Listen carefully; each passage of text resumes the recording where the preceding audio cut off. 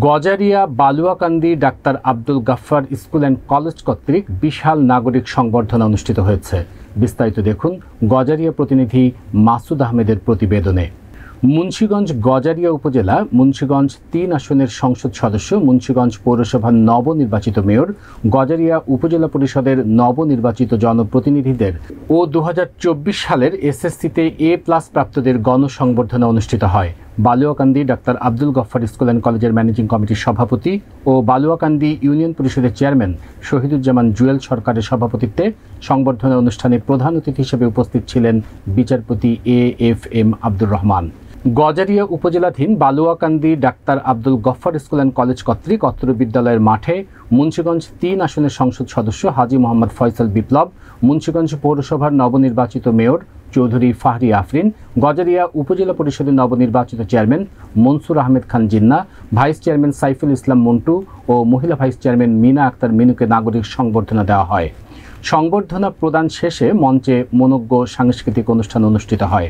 এ সময় অন্যান্যদের মাঝে উপস্থিত ছিলেন শিক্ষানুরাগী doctor Abdul Mannan Sarkar, doctor Mohammad Shahjahan, Baushia UP chairman Mohammad Mizanur Rahman Pradhan, Imampur UP chairman Hafizuzzaman Khan Jitu, Tengarchar UP chairman Kamrul Hasan Faraji, সাবেক ইউপি চেয়ারম্যান আমানুল্লাহ দেওয়ান, আব্দুস সাত্তার খান, প্রতিষ্ঠানের অধ্যক্ষ বশিরুল্লাহ সহ অনেকে। কিন্তু আপনাদের দোয়া অবশ্যই আমার সাথে ছিল, যেহেতু ওই যে বললাম আপনারা আপনাদের ভাইকে এত ভালোবাসেন, সেই ভালোবাসার অংশীদার তো আমিও হয়ে যাই আসলে।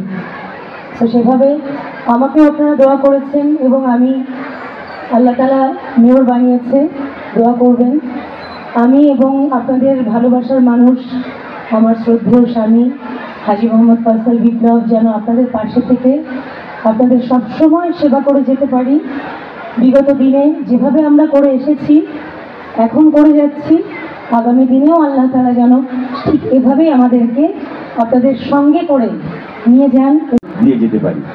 আপনাদের কাছে আমরা বিনয়ের সঙ্গে অনুরোধ যে মা বোনেরা মহান স্বাধীনতা সংগ্রামে সম্ভ্রম হারালো, যে জাতীয় ৪ নেতা এই বাংলার দুঃখী মানুষের জন্য তাদের জীবন অকাতরে বিলিয়ে দিয়ে গেল, এগুলি সব আমাদের কিন্তু আমাদের দায়কে ঋণকে মনে করিয়ে দেয়।